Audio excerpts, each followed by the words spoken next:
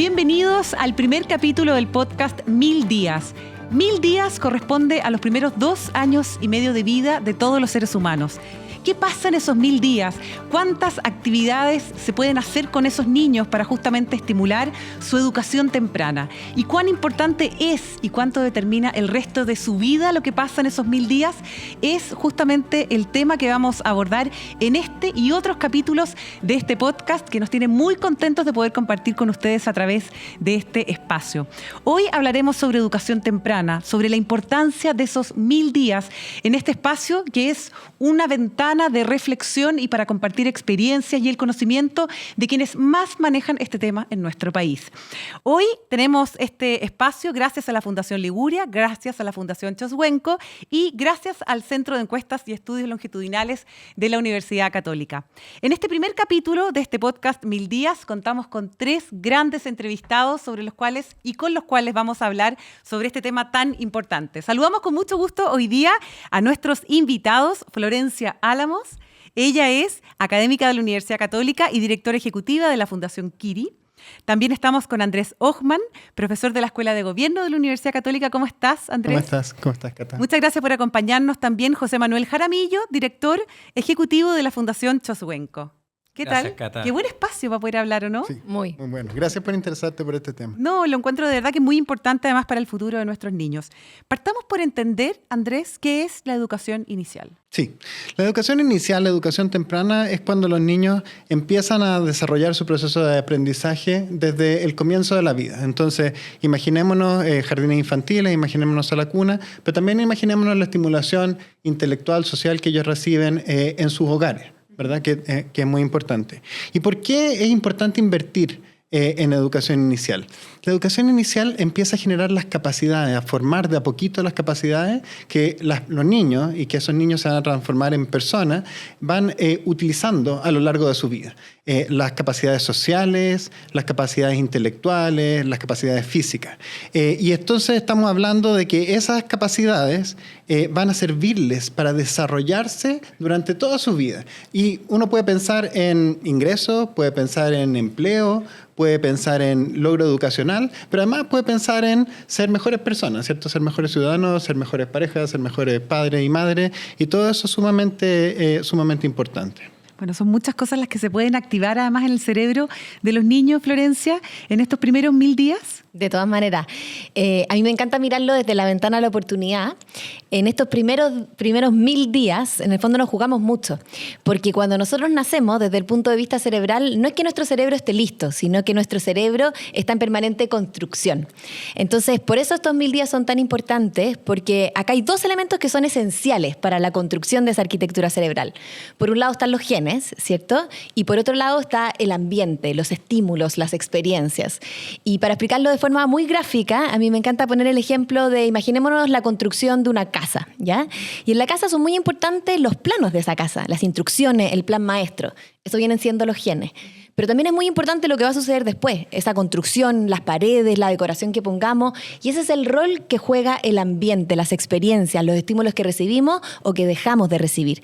¿Y por qué es tan importante estos 1000 días? Porque en esos 1000 días se van a constituir los cimientos, los pilares de esa casa, que lograrán, como muy bien decía Andrés, que la construcción de esa vida sea, si esos cimientos son débiles, más difícil, o si esos cimientos son fuertes, sea más fácil. Sí, pues de todas maneras. Uno piensa, José Manuel, que está como la escolaridad, ¿no es cierto? Y hablamos mucho acá de la sala cuna, de lo que pasa en los colegios, etcétera, pero es mucho más completo, como bien decía Florencia y Andrés. Es mucho más completo. Hay una cifra clara que es 1 millón. 1 millón de conexiones neuronales se generan en el primer año de vida. Qué increíble. Se produce también la primera poda neuronal. Eso significa entonces que después de esta poda neuronal, en la medida que hay más interacción, más actividad, ese cerebro se expande y genera su mayor capacidad.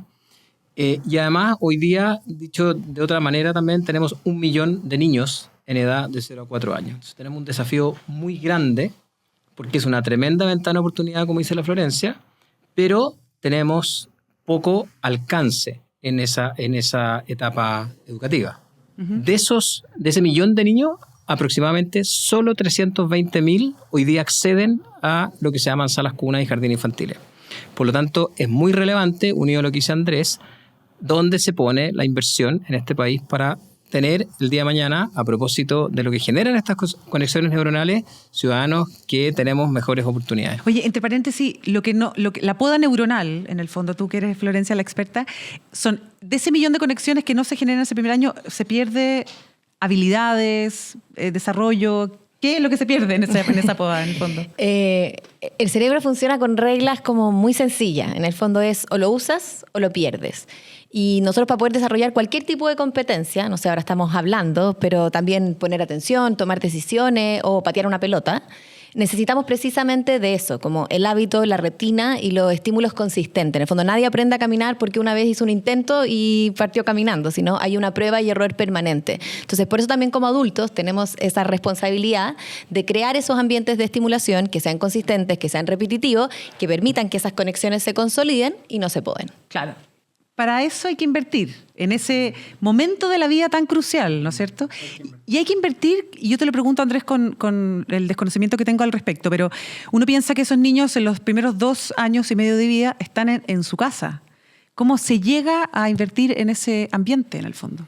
Sí, la educación inicial nosotros siempre la pensamos tanto para los primeros 2 años y medio de vida como a toda la etapa que está antes de la escolaridad formada, antes del colegio. Entonces pensemos entre 0 y 5 años de vida.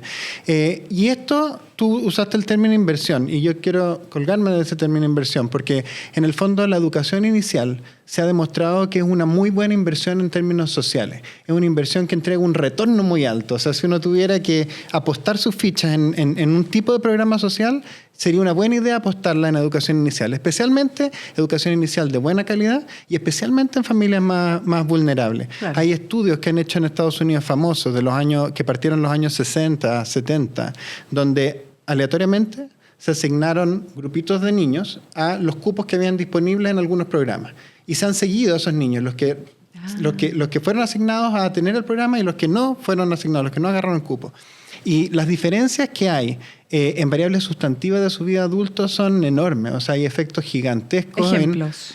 Hay efectos en bajas considerables de criminalidad, aumentos importantes en logro escolar, en participación laboral. Adicciones, obesidad, todo tipo de variables que uno pensaría que son sustantivas para el bienestar de las personas. Y eso se da porque los niños que estuvieron en el grupo con esta educación inicial de súper alta calidad forjaron sus capacidades cuando chicos. O sea, las habilidades en ese sentido son dadas de manera democrática, por así decirlo, a todos los niños por igual.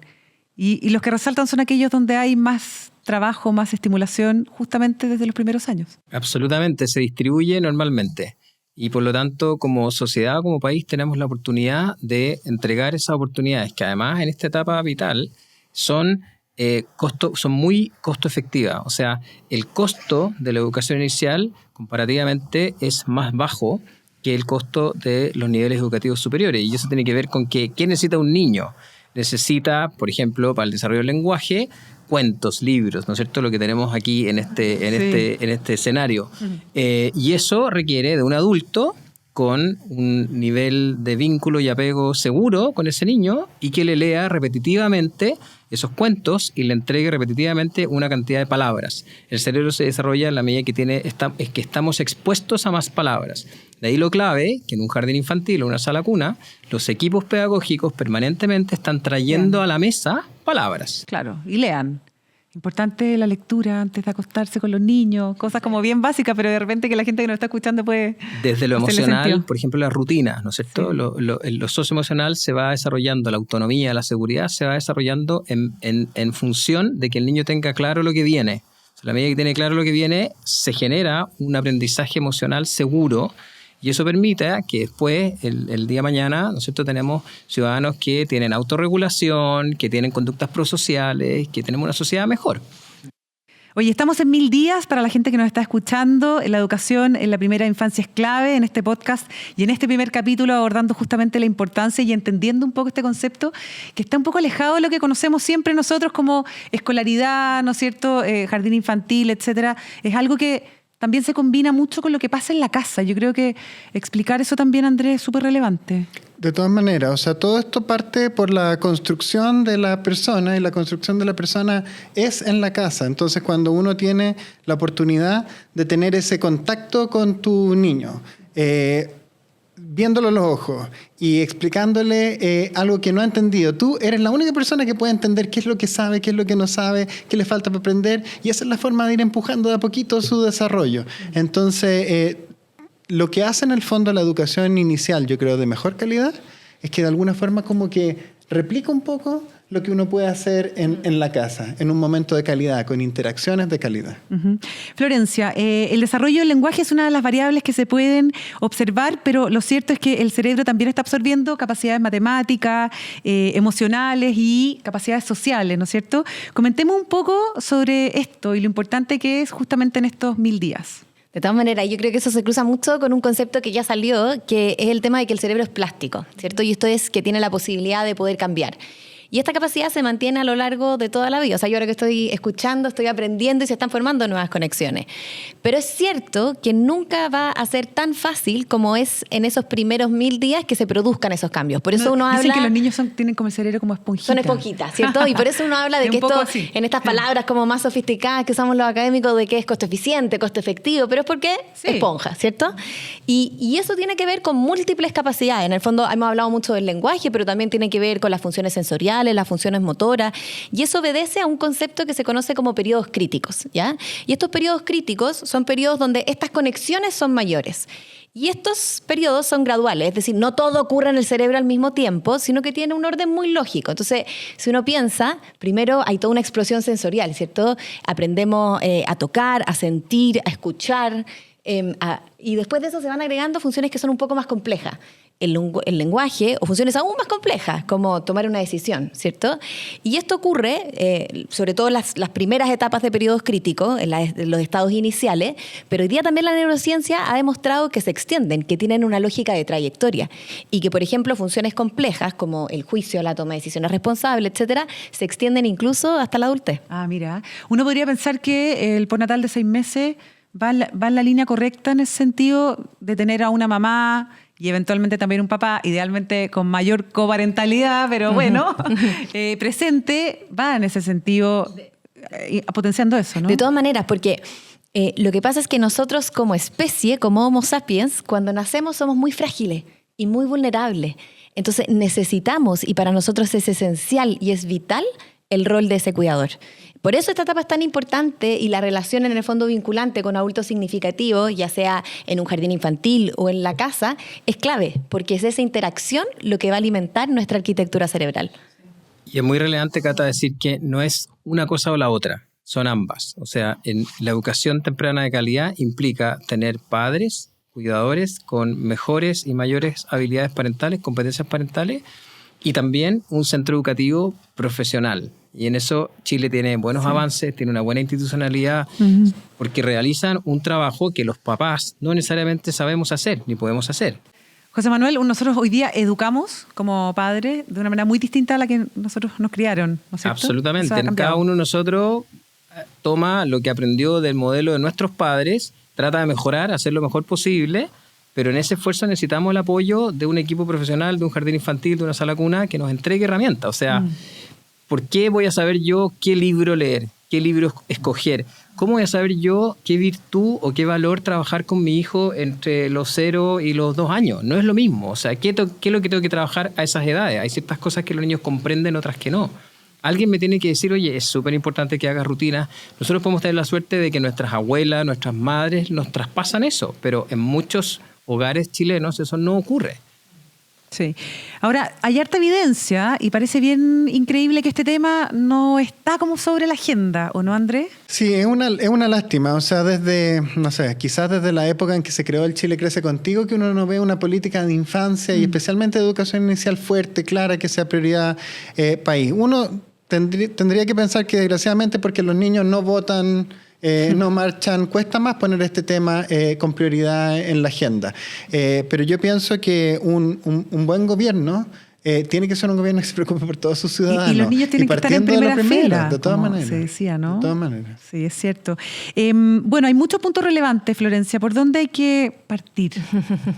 Son tantos, ¿o Sí. no? Pero a mí me gusta mucho partir como de que esto es un esfuerzo sistémico. En el fondo, como tú muy bien decías, acá no es O, sino que es I. Y nosotros conversábamos antes que también a nosotros nos toca ser papás, somos papás de niños que están chicos, y uno hace cosas bien y uno hace cosas mal, uno hace lo mejor que puede y nadie es perfecto. Pero yo quizás me gustaría trabajar un poco más esta figura como del vínculo, de lo importante que es esa relación entre un papá y una mamá y de lo mucho que nos jugamos en jugar o en interactuar o en leer en esos primeros años de vida, que ahí la evidencia es muy robusta. Explíqueme por qué, Florencia. ¿Qué pasa en ese juego, en ese cariño, en acompañarlo a acostarse? ¿Qué pasa con ese niño? Yo creo que tiene que ver con lo que decíamos como anteriormente, como que hay un cerebro que está en construcción y los cimientos de ese cerebro se van a formar en relación a esos estímulos y yo necesito una multiplicidad de estímulos distintos. ¿Y el cariño es un estímulo a qué nivel desde el punto de vista a nivel emocional? social y a nivel emocional, que es muy importante que se formen estas etapas. Y, por ejemplo, todos los problemas que estamos viendo hoy día, que uno va a una sala de clase y hay muchísimos problemas o de violencia o de autorregulación, son al final la explosión de que esto no se trabajó bien en los inicios. Sí. ¿Dónde se han hecho bien las cosas, Andrés? Como modelo a mirar.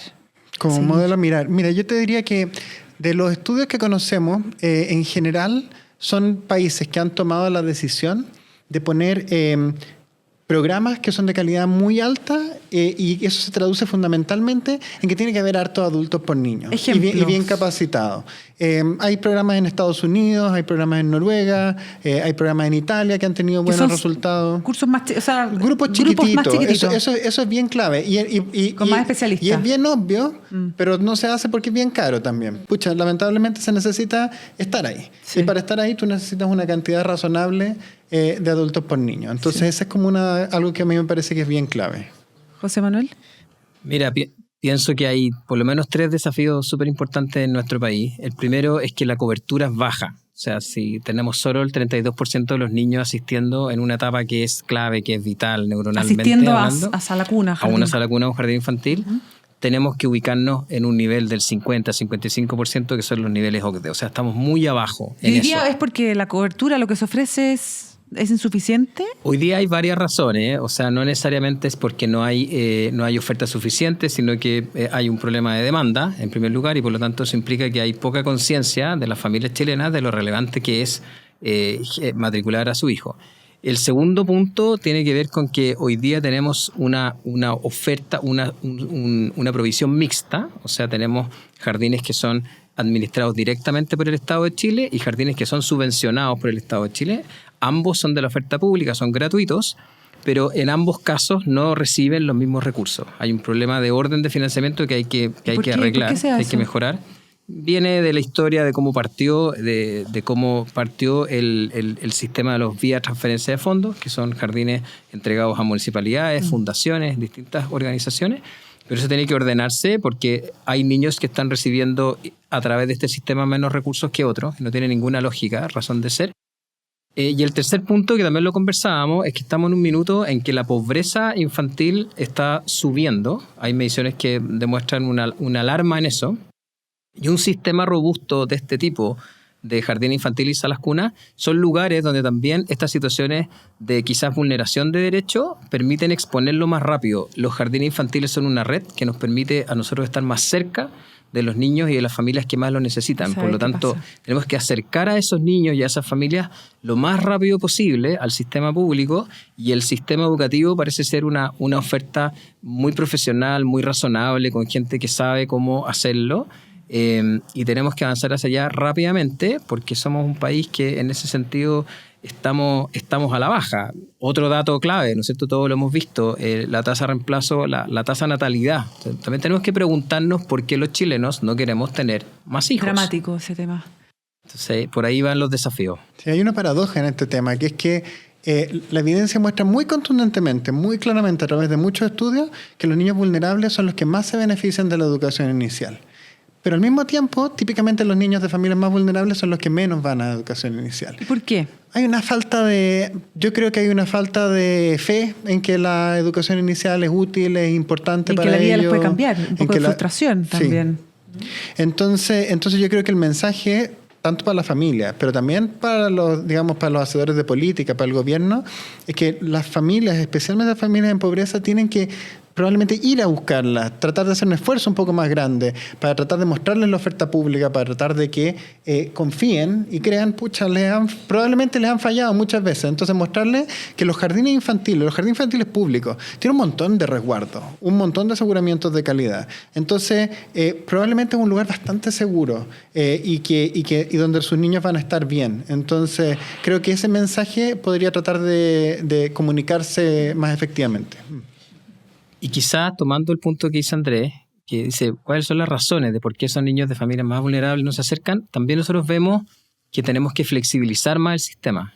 Tenemos que acercarnos más a la realidad actual del Chile de hoy. O sea, Chile es un país que tiene una tasa de migrantes alta, tiene un tránsito de gente alto. Por lo tanto, el sistema, por ejemplo, que rige el actual jardín infantil Salas Cunas, se llama reconocimiento oficial, es un sistema más rígido, más estructurado. Claro. Entonces, eso no ayuda. Si una familia... No caben todos, por así decirlo, no se entiende a todas las... No caben todos, los horarios claro. son muy rígidos, la forma de medir es muy rígida, entonces creo que también el sistema público tiene que actualizarse en función de la realidad rural, claro. urbana y cultural. Florencia, ¿quieres agregar algo a propósito de esto? No, quería hacer un doble clic en el tema de la pobreza y después de ese doble clic agregar un cuarto factor a esos tres muy bien ahí sintetizados, que tiene que ver con un poco explicar qué es lo que pasa en la pobreza, porque yo creo que un mensaje también importante a relevar es que la pobreza no te determina, ¿cierto? Pero sí hace que esto tenga condiciones que son más adversas y más difíciles, y quizás como un poco más desde el punto de vista neurobiológico, hablábamos también que el estrés es muy importante, y no es que el estrés sea malo per se, quizás acá estamos todos un poquito estresados y eso hace que esta conversación tenga datos, sea cierto fluida, como que hay un estrés que de cierta forma, si es puntual, puede ser hasta positivo. El problema de la pobreza es que se mezclan unas circunstancias y muchísimas variables que hacen que ese estrés se sostenga en el tiempo. Y eso es lo que se define como estrés tóxico, y que efectivamente lo que pasa, sobre todo con los niños en etapas tempranas, es que te lleva a un estado de hipervigilancia que es permanente. Y por eso después uno ve que hay estos problemas de desregulación, etc. Entonces, habiendo dicho eso, la cuarta medida que yo agregaría es que en esta etapa es muy relevante el rol de los adultos en esa corregulación, ¿cierto? Y de hecho hemos visto que muchas veces cuando aparece la resiliencia tiene que ver con eso, tiene que ver con que la situación o el contexto era muy difícil, era muy adverso, pero había esa figura significativa que te ayudaba a llevar eso, ¿cierto? Entonces, ahí el cuarto factor que yo agregaría sobre las medidas tiene que ver con el rol y las habilidades parentales. Nosotros no nacimos sabiendo esto, quizás no lo aprendimos en los colegios, escuelas, universidades, pero que todavía podemos formarnos. Yo creo que ahí el rol del Estado también ha sido súper importante en cómo entrega a estos adultos cuidadores esas habilidades parentales. Quiero terminar justo con eso, Florencia. Mensaje para los papás que nos están escuchando, para los cuidadores, padres, madres de niños que están justamente en estos 1000 días que son clave. José Manuel. Pucha, yo haría dos. Primero, léale un cuento cada noche a su hijo o a su hija. Cada noche, no importa que se repita, puede ser el mismo cuento hasta 10 veces. La Matilda quiere que sean 10 veces. 10 veces mismo, perfecto. Ideal. Y el segundo, manténganlo... Ojalá más allá de los 2 años y medio también. Sí, y el segundo, manténgalo absolutamente alejado de las pantallas, de los teléfonos, de todas las pantallas hasta los 8 años. Aunque parezca una tarea titánica, es clave. Clave. ¿Andrés? Sí, bueno, esta edad pasa rápido.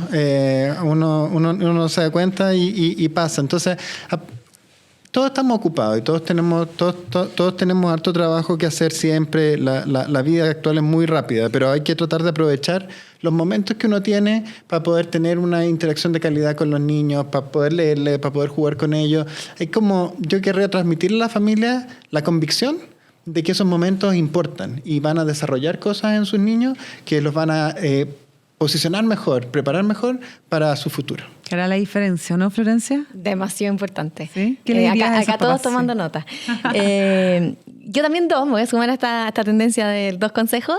El primero, que también creo que hay que cuidar a los cuidadores. O sea, nosotros hoy día vivimos en un mundo que es muy acelerado, que el trabajo a todos nos tiene un poco estresado, hiperfuncionante, y creo que eso también se traspasa y se transmite. Entonces, si queremos realmente crear esos ambientes seguros y de protección, también tenemos que cuidarnos y protegernos.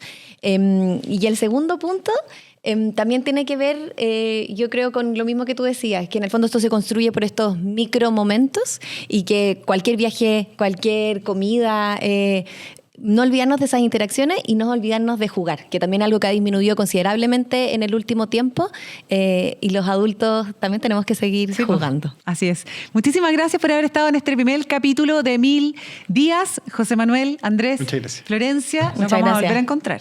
De todas maneras. Demasiado importante saber y entender todo lo que nos estamos jugando en estos primeros 1000 días. Hasta la próxima.